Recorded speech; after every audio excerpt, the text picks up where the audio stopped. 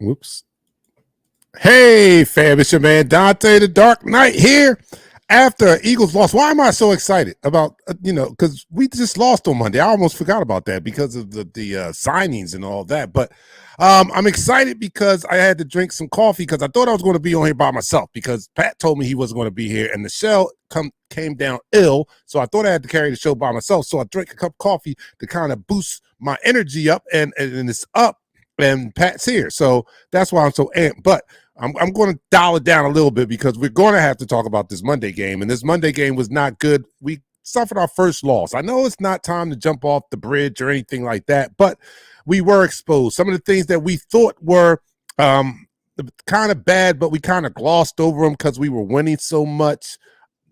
They came back to rear their ugly heads, and now they're bigger problems because they actually contributed to us losing. So we're going to talk about that. Pat, you should be in your glory now because all the things that you were talking about, some of those things showed up on Monday, and you kept saying it like, dude, no, we got to do better. And we didn't get better, and we were exposed on Monday night. So we're going to talk about that, plus the new signings. We brought some Howie did not like what he saw on Monday, and hats off to him because he went out immediately and got this team some help.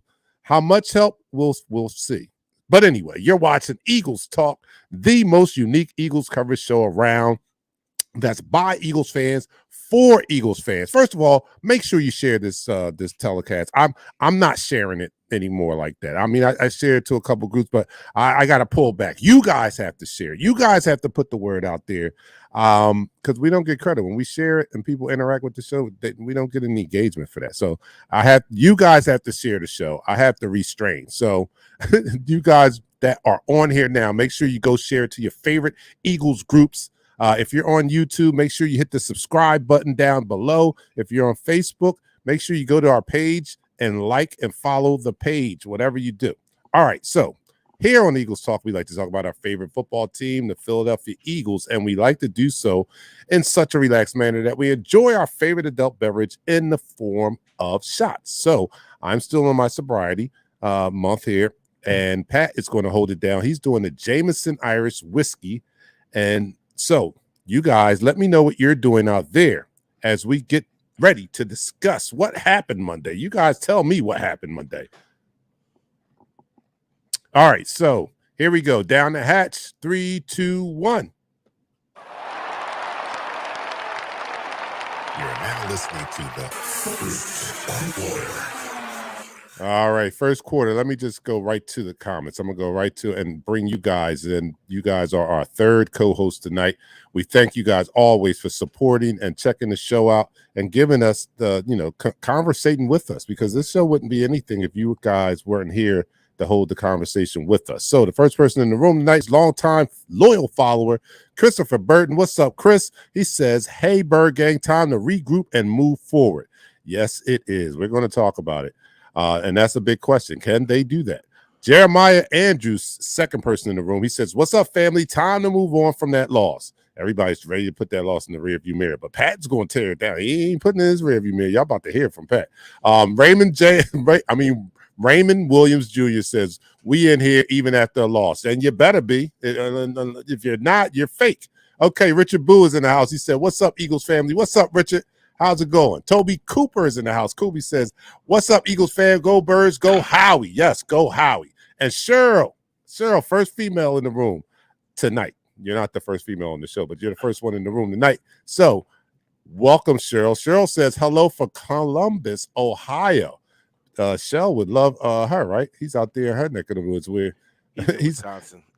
I know, but I'm talking about what's his favorite football team. We ain't talking about that. Okay, all right. So I'm gonna get off of that. Isaac says, "What's crack-a-lackin'? What's up, Isaac? Let's talk about it." All right, so let's talk about it, Pat. What did you see Monday? We all saw it, but how'd you see it? What happened? I saw a defensive coordinator being scared, to let his defense play. I see a defensive coordinator who wasn't able to communicate properly with his defensive backs. I see a defensive coordinator Well, we had a few plays where it's only 10 people on the field. He really looked past them, huh? We didn't even need 11. He's like, we could beat them with 10, huh? The hell?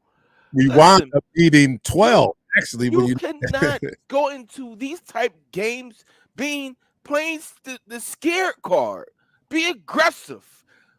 Don't make Tyler Hinkie, whatever his name is, Heineke, look like Brett Favre back there. Easy throws. You're playing a cover 4, but as some sort of it, you playing a man. What the hell are you doing, Jonathan Gannon? No, you don't get the nickname treatment here. You get the full name. All right. I saw the plays where it was Slay was trailing behind. They were in the zone in that play. D Slay heard us. Somebody said D Slay heard us. All right, let me see if I can sum up with what I saw. What I saw. All right, there's no need to panic. I agree with that. But I am concerned though. Am I concerned? Yes, I am concerned because what I feel is that the Washington Commanders, in beating us, laid a blueprint on how to beat us. If you can carry out the game plan that they implemented, you have a chance of beating the Eagles. You have a chance of slowing us down if you can execute the same type of game plan they did. And that was run the ball, a run-heavy offense, and then mix in the play action, because once you're running and you're being successful, the play action is going to be easier. And that's exactly what they did. And they were committed to that run game. They ran the ball 49 times. 49 times. So that's the formula there. Run the ball, dominate time of possession, and keep the ball away from our offense, because our offense is still explosive. We still have an explosive offense, and that was evidenced by being in the game in the fourth quarter. We still had an opportunity to win that game late into the fourth quarter. Idiotic play, the long pass and the fumble by Quez, that was a winning drive right there. That could have been a game-winning drive. So our offense is still explosive, and the best defense against that explosive offense, in my eyes, is to keep it out of their hands. Keep them off the field as much as possible, and that's what Washington did. I think they took the game plan from the previous week's opponent, the Houston Texans, where they ran the ball very effectively, and they took it up and added some more wrinkles to it, and they were successful. Now, mind you, we were uncharacteristic in our turnovers. We don't usually turn the ball over 3 times, and I hope that doesn't – 4 times, and I hope that doesn't carry into the next game here. So that played a part, I know. But they built upon what they saw that the Texans did to us that was very effective, and that was run the ball and dominate the time of possession. So now we face these upcoming teams that have they have offenses that are tailor-made to carry out that type of game plan. The Indianapolis Colts, they present a problem with having one of the top 5 running backs in the league. Their running attack can be fierce itself, and then the following week we played probably the best running back in the league, and it's not probably. He is the best running back. No, all right, he is. Who's very, very run heavy, and we're going to have to answer the questions of whether we can stop the run, because that's what this game is about. This game is going to have to answer a couple questions. How do we handle adversity? Because this is the most adversity this team has faced all year, right? So how do we handle adversity? How do we bounce back after a loss, because we've never experienced that this year? So this is the first time we weird see feeling. It felt like he lost the Super Bowl or something. Like, yo, what the hell?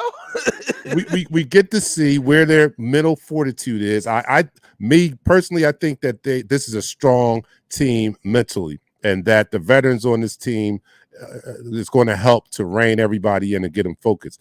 But we have to see it before, we can't say it before we see it. So I want to see how they handle coming back after their first loss. And then the biggest thing is, what is JG going to do? How is he going to, what adjustments is he going to make sure that this gashing on the ground doesn't happen again this upcoming week and in the weeks to follow? So those are some of the questions that have to be answered to me, and that's what I'm concerned about. I'm concerned about people taking that blueprint and building upon it and using it and being successful like Washington was. Well, I do have a really glaring concern.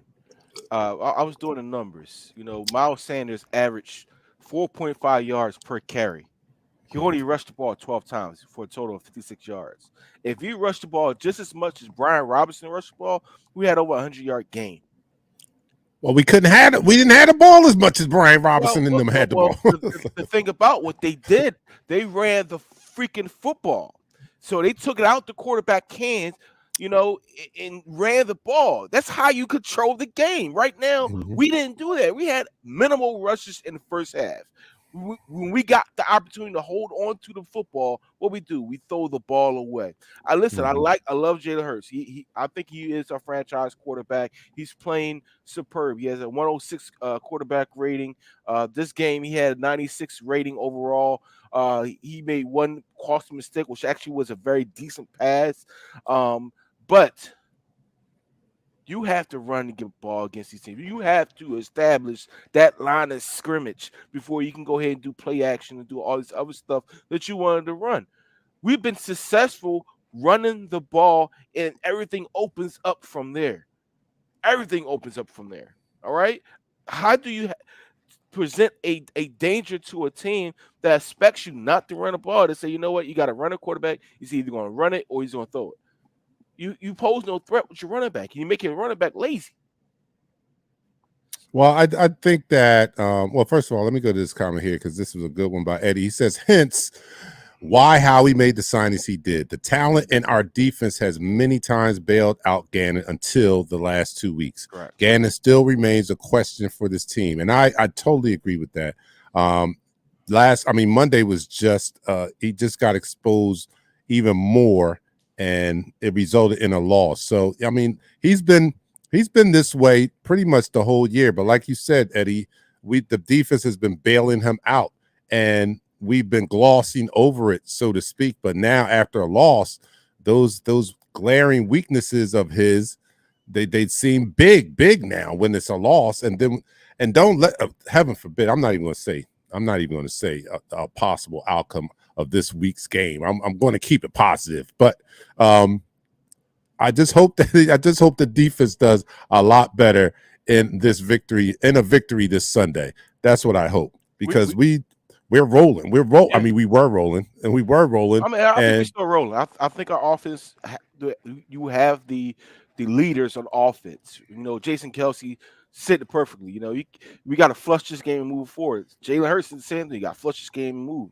You're not going to win every game. It's only been one undefeated team in the NFL. We're not talking about the second one. The second one don't count. You don't win the last trophy. So it's only been one undefeated team in the last 40-something years. So we all predicted. We didn't sit here and predict that the Eagles would run off 8 straight. Nobody on this panel. Well, I might have. Nobody here had predicted the Eagles go to win the first 8 games, right? Mm-hmm. We all predicted some losses. I mean, I hate to be to the lowly Commanders, in the way we lost, it hurts.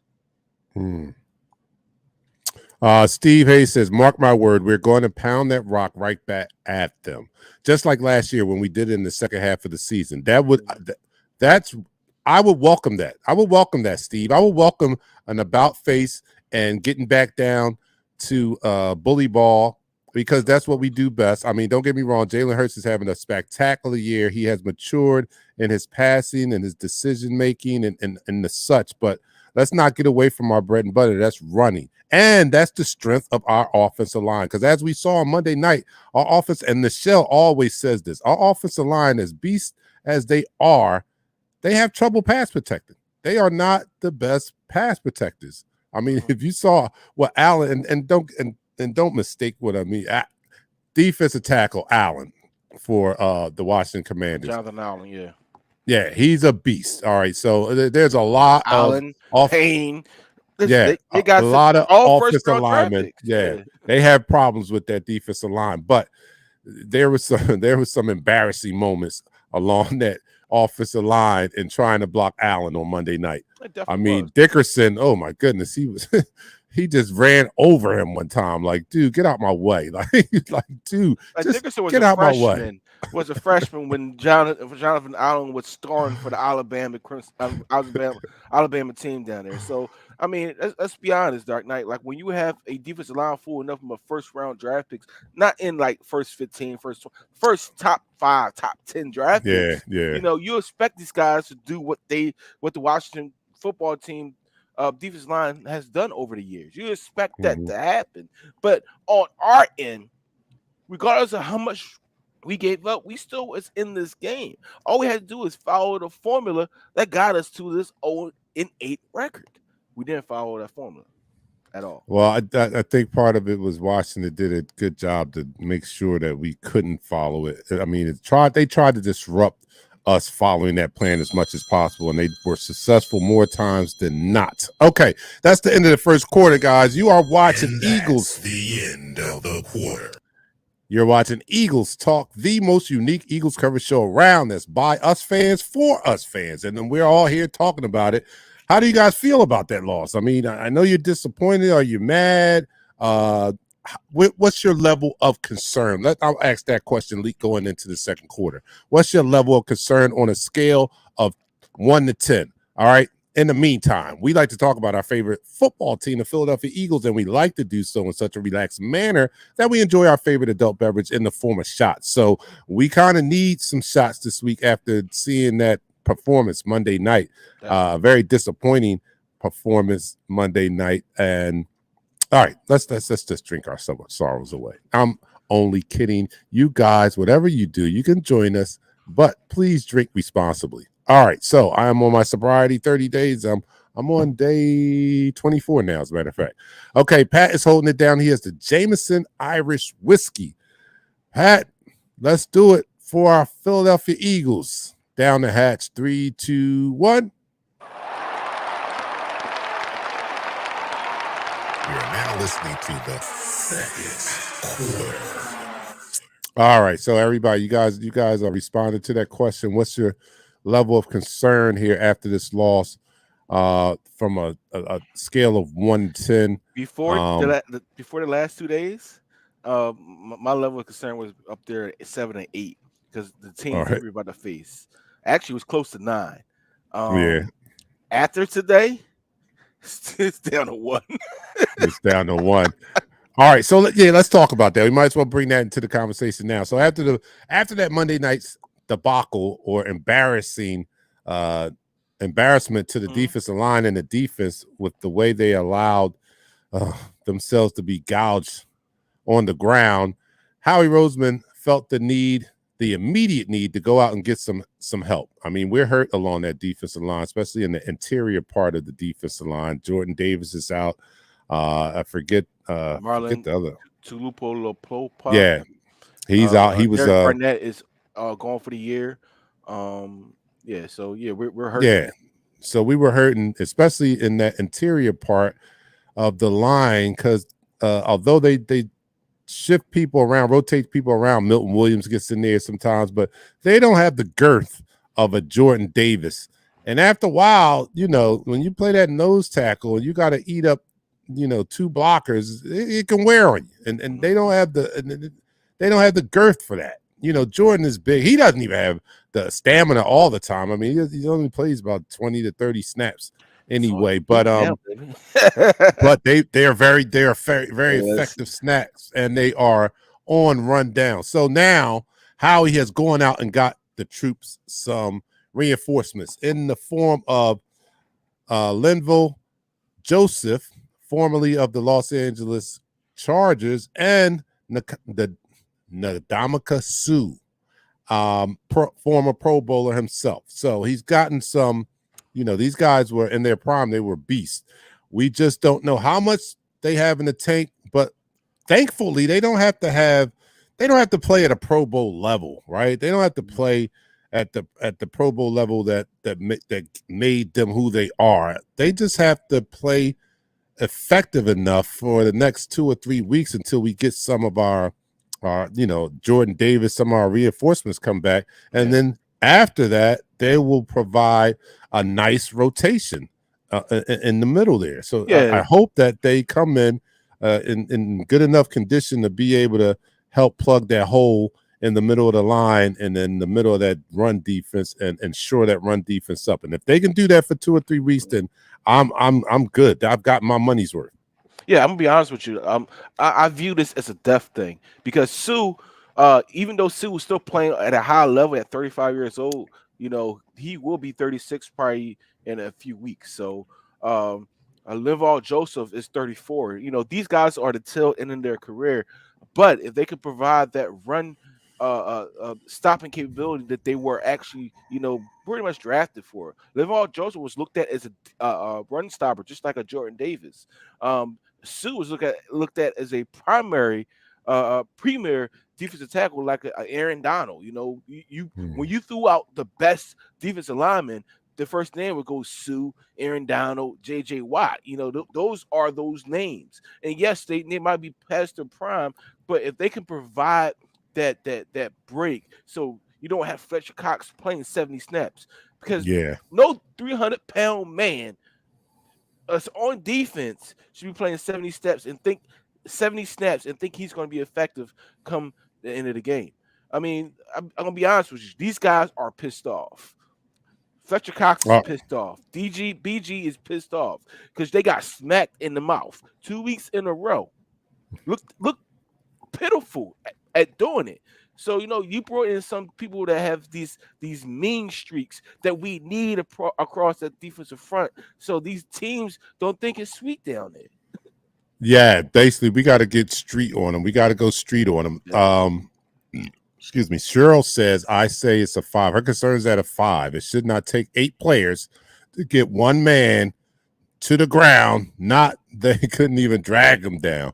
Yeah, they were having trouble. They were having trouble tackling too, and that's two games in a row where the tackling was not up to par there. So I mean, we got bullied, man, and like you said, we got to treat it like a street thing there. Like, yo, they came in and they took our lunch money, as Nichelle would say. They took our lunch money, and you know how bullies are. Bullies will continue to take your lunch money until you stop them. It's not going to stop. And this is the NFL. This is the league of bullies. So when one bully see that you're getting your lunch taken, the next bully's going to come in and think he can take your lunch too. So this game is very important in stopping the bullies from taking our lunch. We can't have them take our lunch for the rest of the freaking year here. They took our lunch last week, and the bullies are coming up. The Indianapolis Colts are the next bullies, and they're going to attempt to take our lunch again. Also, our lunch money, and I want to eat. You know what I'm saying? Don't let them take our lunch money, guys. All right, let me go to some comments out here. Shell is in the house. Brother Stanley. He says, Sue, let's go. Extremely excited for our defense. We can now dominate the NFL. We need to put our O on the field, and this defense can make it happen. I surely hope so, Shell. You changed his picture to Sue. Yo, yeah, I see you that. are something else, Shell. You in Wisconsin, you had nothing better else to do. Oh, he called me today as soon as he found out that we had signed Sue, and he was just as excited as he is in this comment. I mean, he was, yo, we're going to the Super Bowl, such and such. The guy with Sue was the only defensive lineman that was in the running for the Heisman. And I reminded him that was like 20 years ago. That was a long.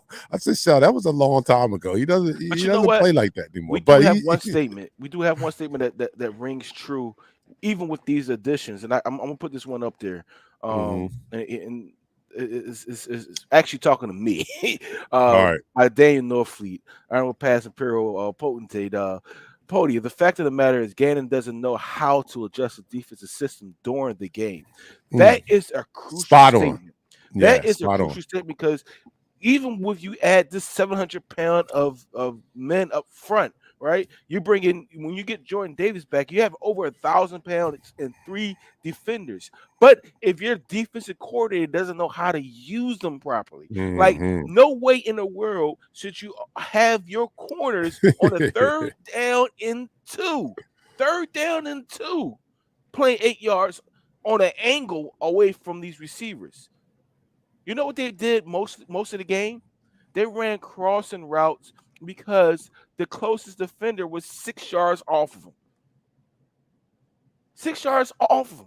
Like, you Yeah, cannot yeah. win in these situations when your defenders aren't allowed to play football. You pay these guys to get up and be the best corners in the league. Let them do their damn job.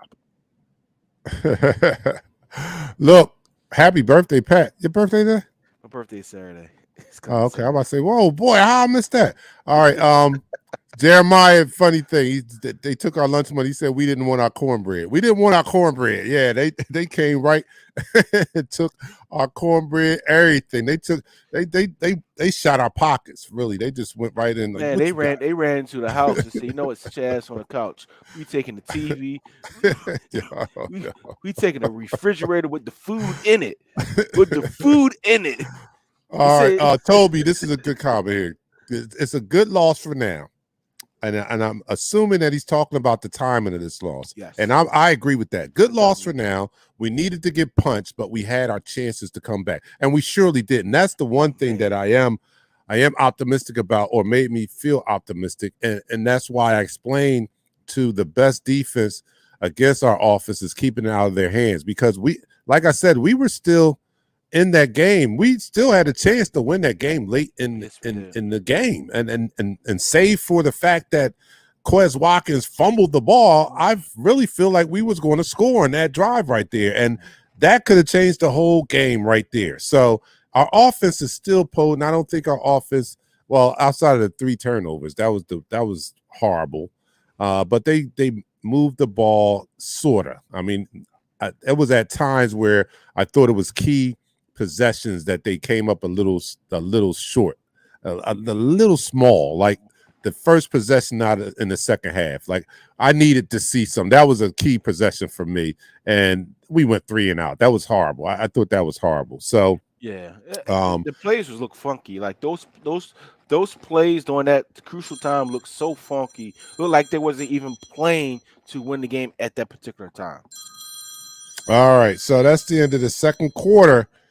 And that's the end of the quarter. All right, so you are listening, watching Eagles Talk, the most unique Eagles coverage show around. Because why? Because we include you guys in the conversation. How many shows, Eagles coverage show, do you go and you watch the host on the screen, and that's all you have to watch? You just have to watch them and listen to their commentary while you have your own conversation going on in the chat room, if there's anybody even in the chat room, right? This is the only show where we're interactive. People come here because we include you guys in the conversation.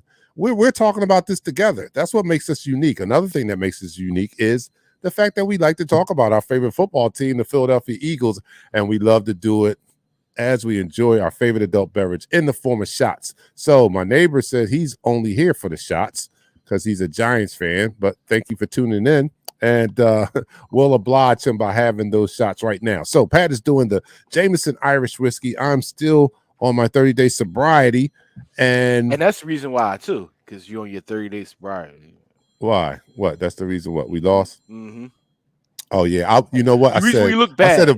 I said if we look like this on Sunday, I'm on his end. It'd be too late now. I know. But all right, so here we go. To our Philadelphia Eagles, man. Down the hatch, 3, 2, 1. You're now listening to the third quarter. All right, Darnell, let me see what he has to say. What is the problem with us only scoring 21 points? Well, they made the game shorter. They shortened the game by running the ball. So 40 minutes. You only had, I mean, you think about it, they did an excellent job, man. I tell you, the game plan worked to a T. They dominated the time of possession. And then if you look at it, I have to pull it up. I don't have my stats right here, but if I pull it up, I need the plays.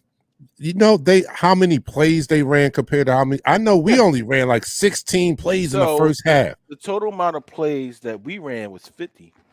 The total amount of plays that the Washington Commanders ran was 83. 83 plays, 30 something more plays than what we had. That's why we only had 21 points. Because come on, like every play, we're not going to score every play. And we didn't have the ball a lot. We did not have the ball a lot. And then when we did, 4 turnovers doesn't help either. So kudos to them, man. Kudos to Riverboat Ron and his philosophy and his game plan for bringing his team out and having them prepared and knocking off arguably the best team in the league. And I guess you have to worry about them too. And yeah, we're still number one in a lot of these polls, and I really believe that, like you said, a comment before, this was a good loss. It should be no such thing as a good loss, right? Mhm. It should be no such thing as a good loss. But if you look at it, you are forced as a team to look at all your flaws, Mhm. and what was addressed this week. They knew that we couldn't stop the run. They knew that we didn't have depth on our defensive line. You can't play a premier defensive tackle 70 plays and think he's going to be productive for you.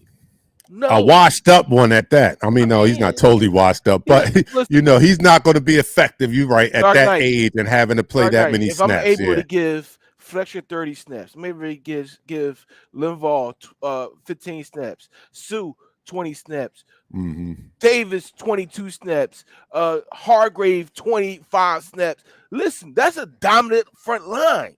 They are refreshed. They are able to get after the quarter, get to the running back, and get to the quarterback while tackling the running back. Like, that's what you want if your defensive front, because they're certain that energy every single freaking play. So when you don't have that, when you don't have that depth up front, and you are forced now to play these guys for this long period of time, and you don't make proper adjustments anyway. Damn it, you should have been blitzing the whole gone on game. Yeah, I said it wrong. It should have been blitzing the whole freaking game. If I was defensive coordinator, I would saw Tyler. I said, you know what? I'm gonna play cover one, and I'm blitzing a linebacker or outside linebacker every freaking play. Yeah, I agree. Double A gap blitzes. I'm coming after him. I'm making him be a perfect quarterback. How many times when you have a backup in the game, right, and you force him to be the number one quarterback, how many times have they been the number one quarterback? I can only think of one. Well, he has some experience, and he has experience of success against us too. He's going to turn the ball over against us if you come after him. If you come after Tyler, whatever his last name is, I can't believe I'm saying that. Heineke. Whatever. If you come after this Heineken guy, right, he's going to make mistakes. Yeah, he gets out of things. He's like a wizard back there. But you got to make it hot in the kitchen. Right. I agree with that. And we talked about that all year about his I guess we can't kill him because we are in the leaders amongst the leaders in sacks, and I know that the previous game against the Washington Commanders may have padded our stats a little bit, but this has been the most aggressive we've seen our defensive line play. But I think he leans too much on that front five rushing the quarterback and doesn't bring extra men and that blitz all that often. He's still doing that. So yeah. But you know what? Another reason why we need to get back on the winning track, because we have an opportunity to get rid of this guy. We got an opportunity to get. If we are successful this year, they're coming. They're hot names. Our offensive coordinator and our defensive coordinator's names are hot amongst the head coaching talk or whatever. So if we continue to do well, he may be gone, and we can bring in a Fangio. Fangio. Oh, yeah, he's there. He's there. He's entered there in a capacity where he's given some advice. All right. Well, but we need to bring him in to be the DC. But think about it, Dark Knight. You got to understand something, man. On defense, it's a pride thing. It's a pride thing. Like, if your defensive front is tired, regardless of who your linebackers are, by the time the linebackers get to the play, the running back already had 3 or 4 yards. If you're able to establish a run heavy offense and average 4 to 5 yards. Every third play is a first down. Mm-hmm. Yeah, no doubt. No matter I who mean, your they didn't. linebackers are. Yeah, his he you know, I think they averaged like 3.7 yards. Not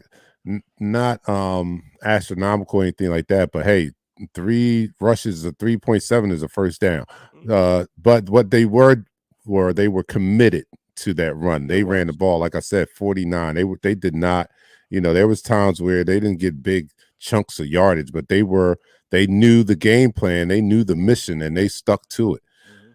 Getting back to this being a good loss, I mean, the timing of this loss, I do agree with that. Let me expound upon that. I do agree with that. This is a good time to experience that loss. This is like the slap in the face that you need to hopefully get them back on focus, back focus on the mission at hand.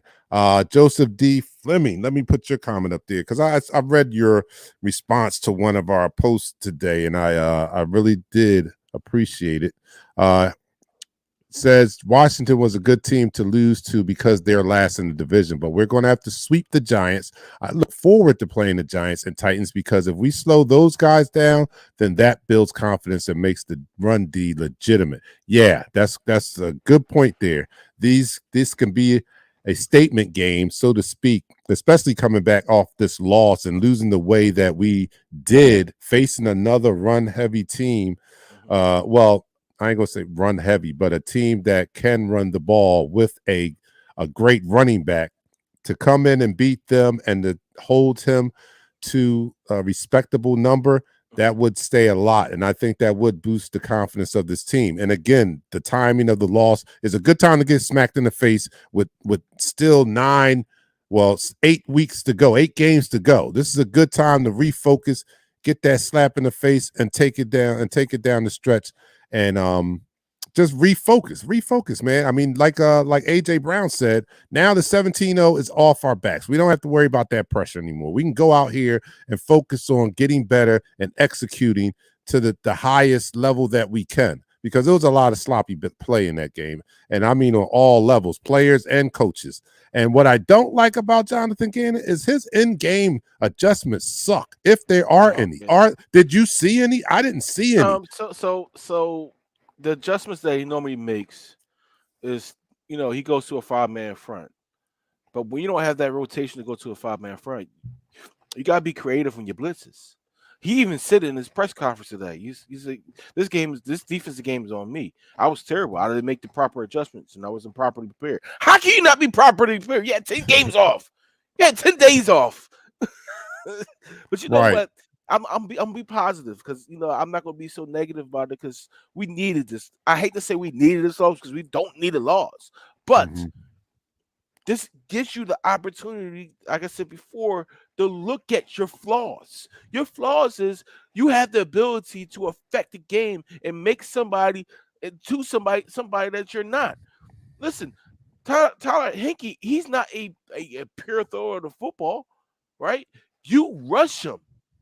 We're going against Matty Ice. If you let Matty Ice sit back there and pick you apart, you deserve to lose, right? No doubt. But you're going against a team that's not a passing team. The Colts, by any stretch of the imagination, is not a passing team. They lean on their running game to open up everything else. Jonathan Gannon is one of the premier running backs in the league. And if Jonathan Gannon doesn't get it through a thick kid that he needs to have a blitz here and there, if you go against a team that throws you 60 plays, you need to blitz them at least 30% of the time. How about a run blitz? Can we do that sometimes? That's not possible? I don't think okay. All right. He needs to pull out all the stops, man, because listen, go to a traditional 4-3. Go to the traditional 4-3. Put Nakobe Dean there and let him blitz. He's seeking mixed missile. Let him do his thing. That's what he does. Oh, so what do we do with Reddick in a 4-3? He plays the down end or this. If now hypothetically, if I was the defensive coordinator and I have these, all right, hold that thought. Let's end the quarter. And that's the end of the quarter.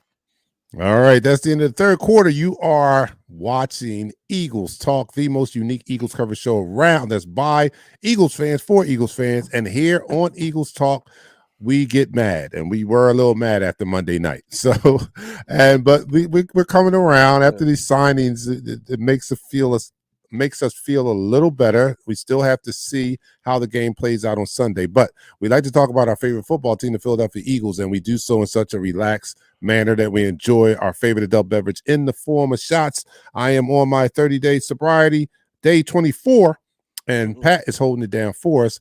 And you guys join Pat, and whatever you do, please do it responsibly. No drinking, no driving. You could do it on your couch and all that, but don't do it if you're out. And if you are out, they have Ubers and Lyfts and all. Call somebody. You don't do that. Don't jeopardize yourself. Okay, so here we go. Everybody, let me know what you're drinking out there. So Pat's doing the Jameson Irish whiskey. I'm doing the coffee. I'm gonna be staring at the ceiling tonight. And I only drank this because I it's too late for me to be drinking coffee. I know it. I'm gonna be staring at the ceiling, but I thought I had to get hyped up because I thought I was going to be solo tonight, so I had to bring the energy. I was like, all right, I'm gonna drink a cup of coffee. I got it. And then Pat said, I'll be on. I was like, oh, I didn't drink coffee. But anyway, here we go. To our Philadelphia Eagles, down the hatch, 3, 2, 1. You're now listening to the fourth quarter.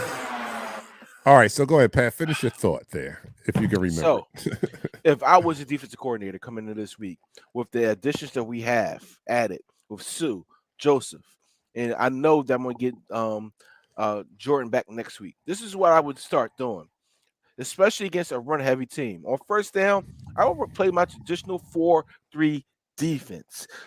4 defensive linemen. So I will have Fletcher Cox flexed out as a defensive end. I will have Joseph and Sue in the middle and have either Brandon Graham or Robert Quinn on the other defensive end as a true defensive end. My linebackers would consist of Kazir White as the weak side linebacker to cover over the tight end. Right? I mean, strong side tight end to cover over the tight end. The middle linebacker would be TJ Edwards because he plays middle linebacker. My strong side linebacker, who I will blitz most of the time on those first down situations, Nicole B. Dean. Then you go with your regular old defensive backs, which is Bradbury and Slay, C.J. Gardner Johnson, and Marcus Epps. That will be my defense every first down, unless they come out with a 5-man set, right? So that I would do that every single first down, and I'm blitzing every single first down, forcing the hand of the opposite team to put them in longer situations, to make them be who they're not really are. Freaking Matty Ice got benched because he wasn't performing up to the tier that they paid him for. Let's get him back to that. So you are suggesting starting Nakobe Dean over Hassan Reddick. Is that Hassan Reddick should be brought in on passing downs. I love Hassan Reddick, and I tell the same thing to Nichelle. I love Hassan Reddick. He made his money. He made his coins by being that special defensive end outside rusher. Yeah. Why the hell are we dropping this guy who the past 2 seasons had double-digit sack totals into coverage? Why? That makes absolutely no sense. It doesn't. That's like if you have Lawrence Taylor, right? The premier outside linebacker, right? And you say, yo, you know what? I'm not going to put you on defense. I want you to play special teams. All right, don't go that far. He's not that bad. Right, think about it. He's dropping back in coverage on passing downs when he should be rushing the quarterback. Yeah, I know. All right, Ananias says, just getting off work. Did anyone touch on the missing impact or absence of Fletcher Cox? He's not even getting double teams. Well, Pat, we talked about it a little bit, touched on it, but 70 snaps is way too many snaps for Fletcher Cox to play at this stage of his career. He's already on the downside, and then he got overworked. We overused him, and that's because we had a lack of manpower, so to speak, and how he has taken care of that somewhat by adding 2 bodies to that defensive line that's sorely missing bodies.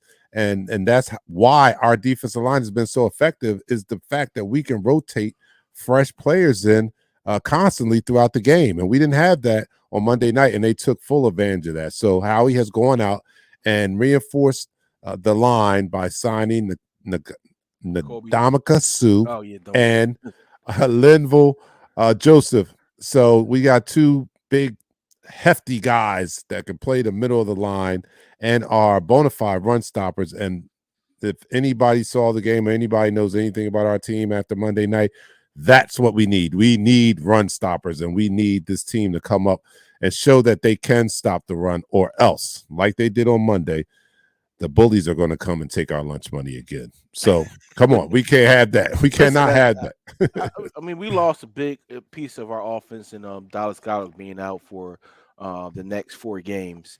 But we didn't talk about that yet because it is a big upsetting thing that on the actual play he got injured. It's a blatant face mask. But just like Jason Kelsey said, there's many different opportunities. There's going to be missed calls. If they didn't call it, it's not a penalty. You got to move on, right? Yeah. Regardless of how many times you see it on a jumbotron, if the refs did not call it and you cannot challenge it, it's not a call. You got to move on. You got to flush it and move on. And I mean, these guys, these younger guys, Jack Stoll, Grant Carpenter, and now Tyree Jackson, who we lauded about last year. They need to step up. They need to be the difference makers at that tight end position, because that was a friendly spot for Jalen Hurts, because Dallas Goedert was a top 2, not 3, top 2 tight end in the league. Yes, I said 2. It's Travis Kelce and it was Dallas Goedert. Look at the stats. All right, I agree with that. Somebody asked the question up here too. I didn't put it up because we were talking, but someone did ask, what do we do now that Goddard is out of the lineup? How are we going to make up for that? You care to tight ends on the team. All right, you think so?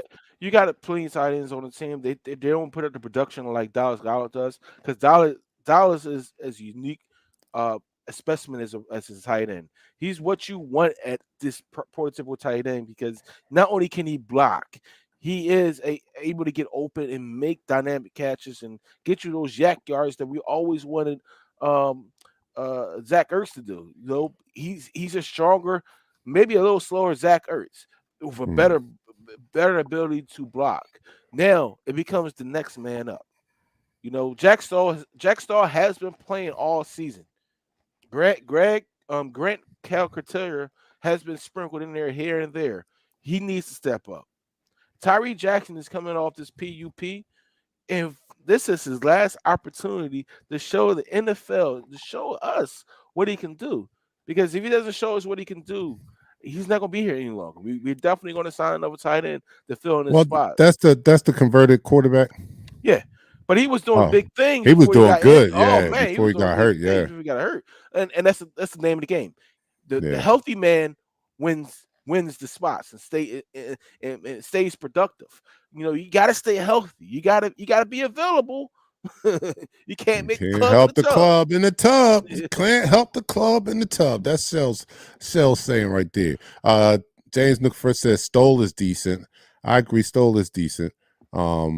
The rookie guy, I think he's pretty athletic, but I think Watkins got something to prove, because he's not a Jalen Reagor. I'll give you that right now. He's not Jalen Reagor. He's not Jalen. Yeah, because Reagor wouldn't have caught the ball in the first place. So that's where we can differentiate that right there. He would have never fumbled it because he wouldn't have caught it. So he already has a step up on Reagor. I'm sorry, man. So I gotta say this about Quez Watkins. Quez Watkins is a playmaker whenever he can get the ball in his hands. And I think this week is going. You're going. Yeah, he made a play. He made a hell of a play there. But he was a playmaker for the other team. Yeah, he did. He was.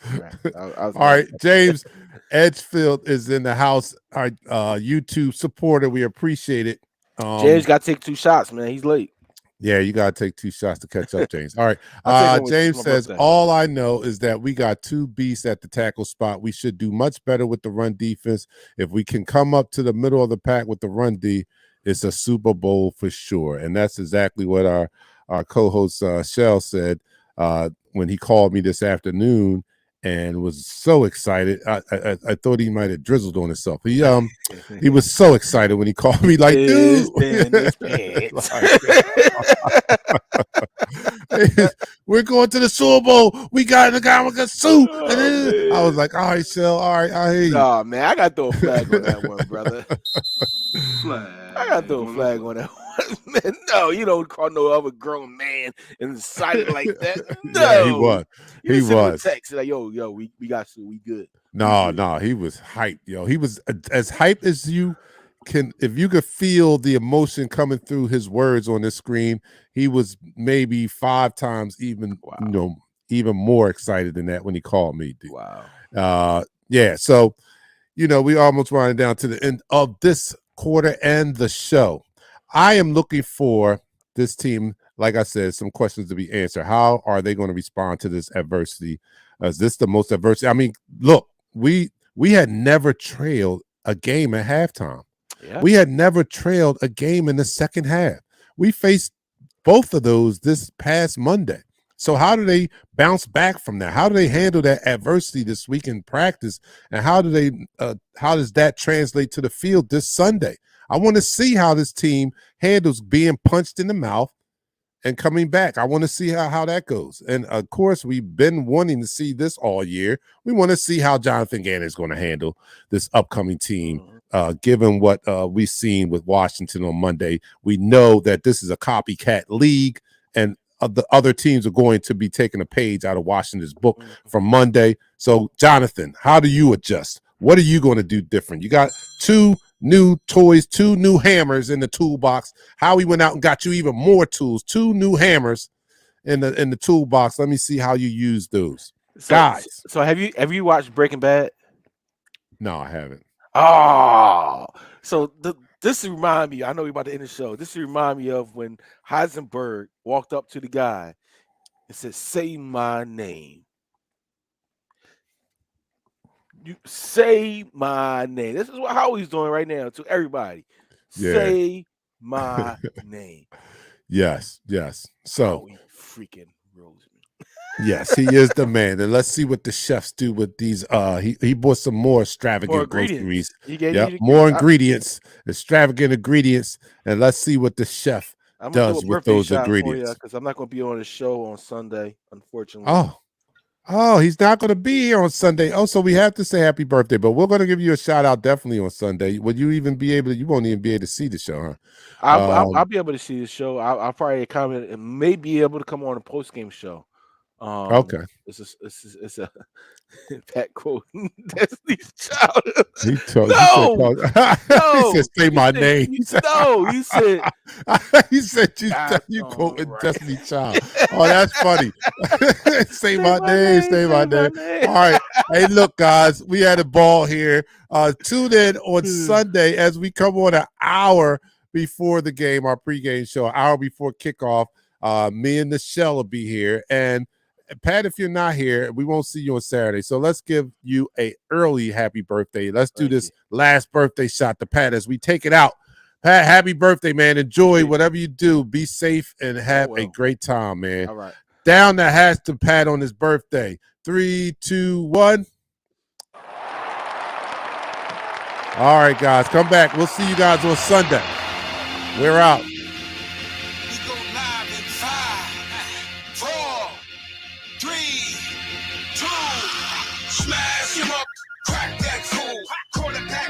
Sack that fool, hit him.